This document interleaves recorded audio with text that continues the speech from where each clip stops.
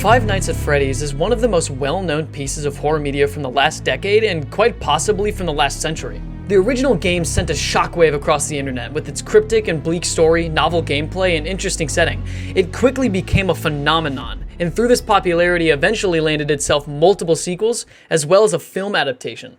7 years later, that film has finally come out. And I don't think it's very good. In my eyes, the FNAF movie is a mild failure, and only really ever succeeds at being disappointing. And to me, this is mainly due to the fact that it just isn't very scary. Although honestly, how could it be with that PG-13 rating? Like seriously, why are we marketing a movie that deals with child abduction and murder to children? Like what? And this is because I believe the movie does a terrible job at selling the main monsters as scary. And that comes down to three main reasons. Number one, the animatronics are often framed in broad lighting. From the art of watching films, special uses of light and color can help draw the eye to the object of greatest significance. And while this can be highly applicable in any other genre of movie, horror flicks usually try to hide the villain or monsters in darkness. And this can be for many reasons, to give the audience less awareness of what the monster can truly do, to build suspense for a big reveal, or just to simply hide shoddy CGI or costume work. In any case, it is best practice not to have the animatronics appear in full lighting. Like, what is this? Why are they like the good guys for like half of this movie? What? Like for one of the scenes, they are quite literally buddy-buddy with the main characters building a table fort while 80s music plays in the background. Like it's a montage. What is this? They are evil spirits. Why are they building a table fort? Number two, they do not stick true to the source material, leaving their motives up for question. The Art of Watching Film says it best. When we see a film adaptation of our favorite book or show, we may expect the film to duplicate the experience we had when we read or saw the original work. That is, of course, impossible. And while yes, I do agree that this is impossible in a sense, it doesn't stop the movie from substituting the original game's writing for something that is far less intimidating in my opinion.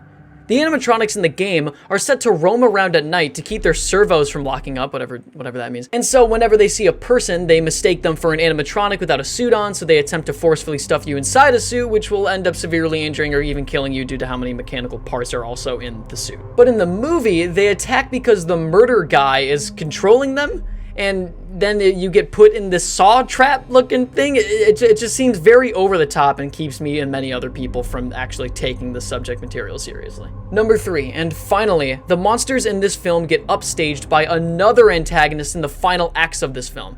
This villain is the child murderer guy that has basically created all of these animatronics. And this supreme villain of the entire series pretty much is only ever introduced in the final acts of the film. No, one of the final scenes of the film. This gives the audience no time to be scared of him because he just shows up and then he just gets whooped and then the movie ends. Like, it's also, I think it's just a little silly that this guy basically shows up to the final fight in like a mech suit, like literally like he's in like a mech suit and he moves like a Power Ranger villain. It's a little much. It's a little much. Anyway, in the art of watching films, the art of storytelling as practiced in the short story, novel, play, or film has always depended on a strong dramatic structure. That is, the aesthetic and logical arrangement of parts to achieve the maximum emotional, intellectual, or dramatic impact. The way that William Afton is treated in this movie does not result in a satisfying payoff for the movie. It just leaves people thinking, like, oh, okay, I mean, he's here, I guess.